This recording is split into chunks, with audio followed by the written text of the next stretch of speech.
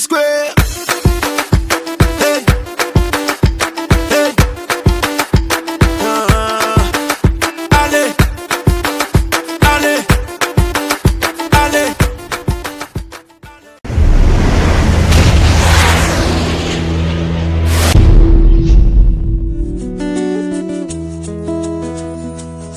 Mulingami malamu balingaka pona ngozwi te, balingaka pona bizalini, yango nabengi yo moninga na lisolo ya bolingo, maloba ezalaka na nguya oyo etondi motema e, suka sembe boye bimisa.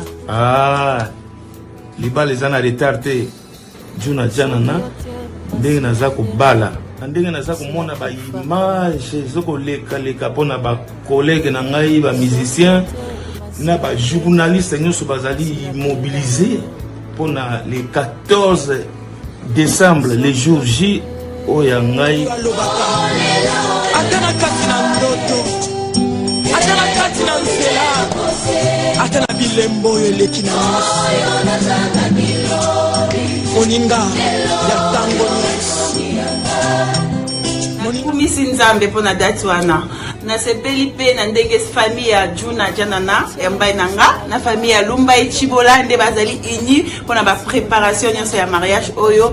Donc robe ya pembe latamaka une fois na vie, mwana suka pe aliaka ebele yambala oyo ezalamba ya kembo mbongo eza motu ya kasi kondima nanga eleki mbongo yambala oyo ezalamba ya kembo. Papa, maman, on voit comment vous êtes stressés. Mais avec la grâce de Dieu, ça va aller. Je vous aime. Bisous. Coucou papa, coucou maman. Papa, courage maman, ça va aller, sois fort.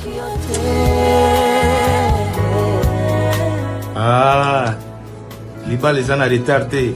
Yambala Oyo ezali ya valeur, la robe blanche de maman.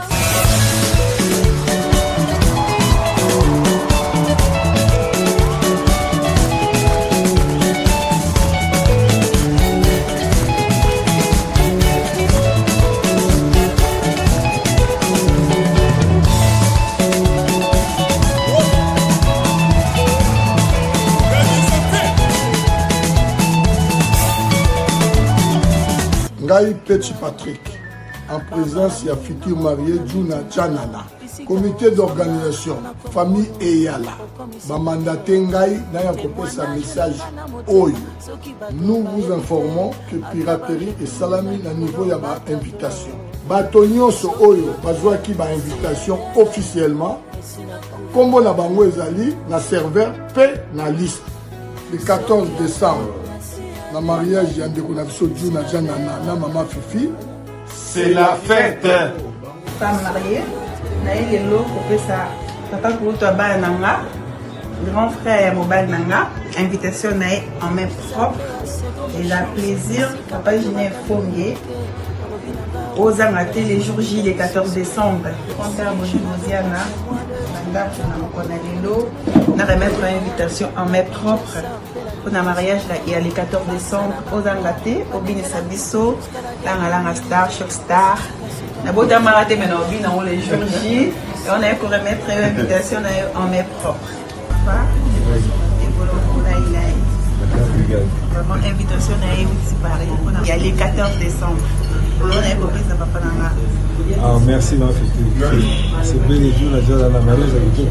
Le 14 décembre, donc là, les jours aussi. Takobala no mama, yanga no sukate, toboka nyonso na moto, oyelekesi eleka. Félicitations, félicitations Fifi Futur, maman na bana, maman bande belé. Na félicité yo na Juna Janana, surtout Boubouli Yondela yende parrain à mariage. Maman Fifi Futur ya ye moko ve Juna Janana. Balobi mariage wana le 14 décembre et encore le parrain moko Bouboul.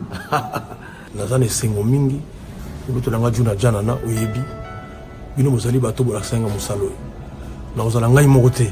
Na ozala pe na baleki na bino oyo na encadraka qu'il sera payé au complet. Il faut savoir moi quelque chose, hein. Si tu n'as rien, tu n'as rien.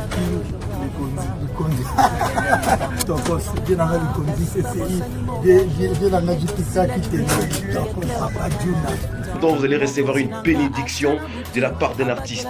Touchez l'écran. Touchez l'écran. Recevez une date historique. Les 14 décembre, à l'hôtel Memlink. Il y a 2 personnes qui sont décidées de devenir une seule chair, comme on dit. Il s'agit de Maman Fifi et Papa Juna Janana. Félicitations à vous, que Dieu vous bénisse. Libala kitoko na mère na ngai Fifi Future. Il y a Juna Janana, mon papa. Mon vieux Juna Janana, mère na ngai Fifi nangu na ubamingete. Datu wana na ebite so na pasuka katikati. Tono boma batu pandi pona rosa. Ça y est, fiston. Amuzala. Je donne rendez-vous à tout le monde qui est au top parce que Juna Janana, Maman Fifi, ils seront là honorés par les top 10, les tops des stars de la RDC. Oui, les 14 décembre, on sera là. Et vous aussi, si vous comptez parmi les VIP de la RDC, nous vous attendons. Chapeau à ces couples le plus célèbres. Oh, Pesa Combo, Nabastar Amboka Ozo. Messieurs Juna, Madame et Fifi, on vous adore, Kinshasa vous attend. On ne change pas l'équipe qui gagne. Le parrain, Boubouli de la place, Papimbo en place, la fête est complète. Juna Janana, futur marié, tu sais pas le macage, tu sais là yo. Bala walibala, tuna sango, mama, tuna sango, basopela yo nde masolo. Kuruza likambo kome maoyeba takilote liyondela tuna sango yaya na sepeli mingi tango ekoki penza donc osololi bien il faut back na maboko mona balikonzi ko bala eza lokumu makasi tozala na kobanga te bakwa ba mystique ebetama yo ebi ya petit me ratarate. Beaucoup de félicitations moni na ebi ni na koloba te pour yo moko pari en mariage avec Dieu bo biso artiste to koloba ni. D'abord côté kusunga bartiste ozalaka baction salaka makambi biro sala siko oyebena na vie familiale ya vie Juna na maman Fifi Future tant toujours ka bakomo na bino ke bozana kati ya likambo donc c'est que likambo c'est simbaki déjà merci mingi na bobul yondela yenda zali parrain ya libala ozana mo coup d'œil comité d'organisation surtout toyebi ke Petit Patrick azawana Jean-Paul Kitenge, Gabé Tembo, Jerry Koli, Bino Totubo, Nenga Bossi Bosangana qui va continuer au Sangana. Oyo Nzamba Kangi Likolo, Eko Kangama Penase, Obatu Bakangi Nase, Okangama Pedikolo, heureux mariage, Nabino Mibale, Ti Nanzenge Nzamba Rubenga Moko Nabino. Félicitations de la part de votre frère. Vieux Juna, grand prêtre, Talara, te souhaiter vraiment la bienvenue dans Kata Club à marié quoi. Talara, grand prêtre, Netio, Fallait tirer à Libanate. Donc nengo yebo to yambi yo pena na boboto pe mariage journée aux alamu kuwa donc ya osanate donc vraiment bienvenue au club quoi kitoko. Ah OK, merci Junana. Félicitations à notre papa Juna Janana pour le mariage qui va se passer du côté de Kinshasa le 14 décembre. Parole de ton fils Fabregas. On va fêter ensemble, on sera là. On est trop fiers de vous pour l'initiative à Ningwana. Na mère Nabiso Fifi Future. Mbote eza Tatiana Cruz. Tout un événement moko ya monene le samedi 14 décembre 2019. Ezali mariage ya papa Juna Janana na Maman Fifi Chibola. Donc na osala eza d'antenne même link na osala pour rendre hommage à papa Juna Janana. Voilà, on est tous prêts pour la date du 14 décembre 2019, le mariage de notre papa Juna Janana avec Maman Fifi. En tout cas, nous on sera là et on donnera tout ce qu'on a à l'intérieur pour divertir pendant la soirée. Moi je suis l'artiste Ninita. Pour la sécurité, il y a mon amboka. Il protège. Ah, il protège. Il protège. Ouais. Il peut aux alawana. Oui, c'est ta sécurité mon côté le qui le conduit. J'ai récolté. En tout cas, j'ai tout le monde en a kala. Bon, la famille. Moi, je suis vraiment rendez-vous le 14 décembre. Ok, c'est Maître Gibbs. On est là ensemble, les choses se passent ici même avec Nikonzi Protège, numéro 1 dans la sécurité en République démocratique du Congo, la KIM. Nikonzi Protège, les choses se passent ici. Ou bien? Rendez-vous le 14 décembre à l'hôtel Memling à Kinshasa. RDC.